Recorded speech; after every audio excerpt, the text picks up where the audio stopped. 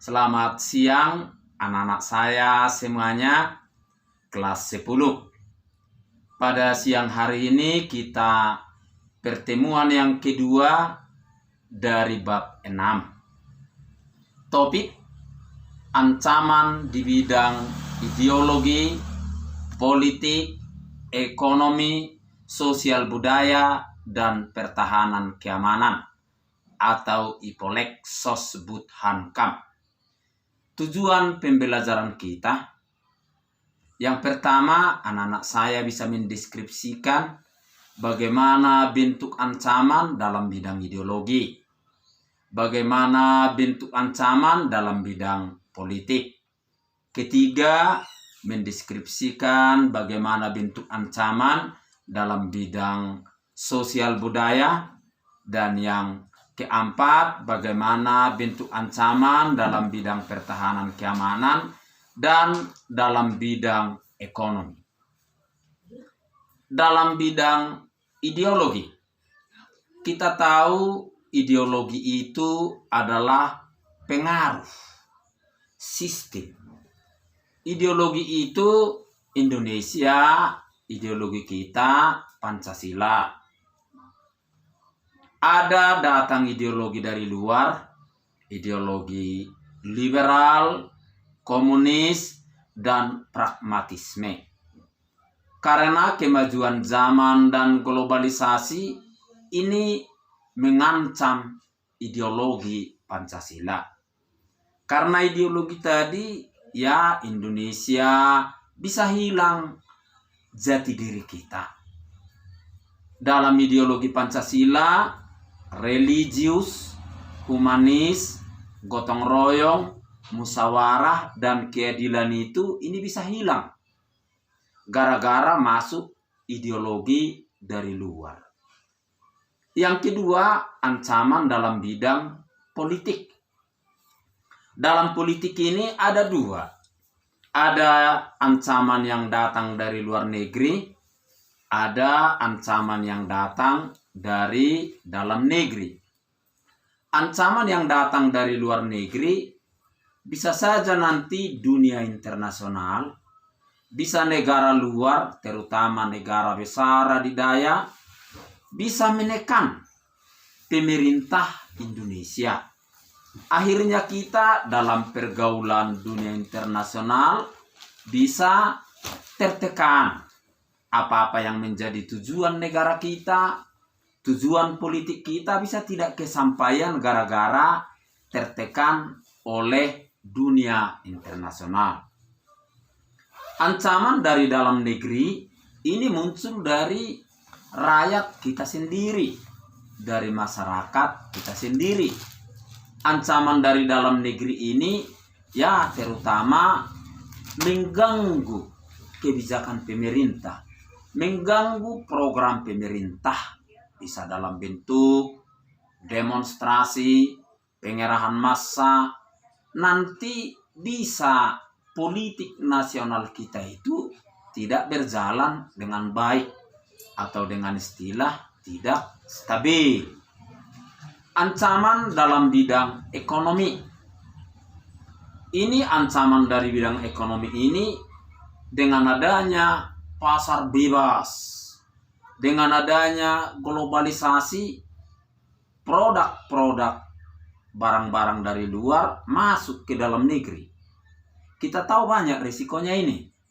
Nanti produk dalam negeri bisa tidak laku, tidak bisa dijual. Untuk rakyatnya sendiri bisa tidak dikonsumsi. Jadi ini ya bisa merusak ekonomi kita. Bisa juga ancaman ini nanti ekonomi yang sentral, ekonomi yang pokok bisa dikuasai oleh para konglomerat asing. Kalau asing sudah menguasai sentra-sentra ekonomi, ini bagaimana regulasi, bagaimana aturan kebijakan pemerintah dengan mudah didikte oleh luar. Jadi kita tidak bisa merdeka nanti dalam bidang ekonomi. baru akan tercipta kesenjangan sosial di dalam masyarakat. Apa maksudnya kesenjangan ini? Ada yang sangat kaya, ada yang sangat miskin. Kesenjangan itu perbedaan yang mencorot, perbedaan yang sangat nyata sekali antara yang kaya dengan yang miskin. Ancaman dalam bidang sosial budaya ini nanti dalam kehidupan akan muncul pola-pola, gaya-gaya kehidupan. Misalnya muncul nanti konsumerisme. Masyarakat kita akan doyan belanja, doyan membeli ini, doyan memakai. Kita jadi pasar belaka. Dan untuk menghasilkan, memproduksi tak pernah diajari. Hanya ingin memakai. Baru muncul nanti di masyarakat itu penyakit hedonisme. Hedonisme itu ingin enak, ingin nikmat, bekerja, dan lain-lain. Dia tidak mau. Dari mana jalannya kita hidup enak tanpa ada pemasukan, tanpa ada bekerja. Ini nanti menimbulkan hal-hal yang tidak baik, menimbulkan kejahatan, menimbulkan penyakit-penyakit sosial, dan lain-lain. Baru ada muncul lagi nanti westernisasi, meniru pola-pola hidup di luar negeri, meniru pola-pola hidup di barat, di luar masuk ke Indonesia. Pribadi bangsa akan pudar. Budaya karakter kita itu akan hilang karena masuk dari luar. Ini ancaman betul dalam bidang kehidupan sosial budaya. Ancaman dalam bidang pertahanan dan keamanan. Pertahanan ya bisa ada agresi.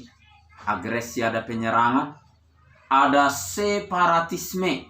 Kalau disebut separatisme, gerakan ingin memisahkan diri dari pemerintah yang sah. Ada lagi sekarang itu KKB, kelompok kekuatan bersenjata. Memang ini sulit nanti untuk dipadamkan, diatasi pemerintah kita. Dalam bidang keamanan akan muncul banyak ya kriminal. Kriminal yang semakin canggih. Ya, kriminal ini sekarang bisa dari IT, bisa dari media sosial. Ini semakin hari semakin canggih. Baru karena kehidupan manusia nanti semakin sulit, maka banyak para penjahat nekat-nekat.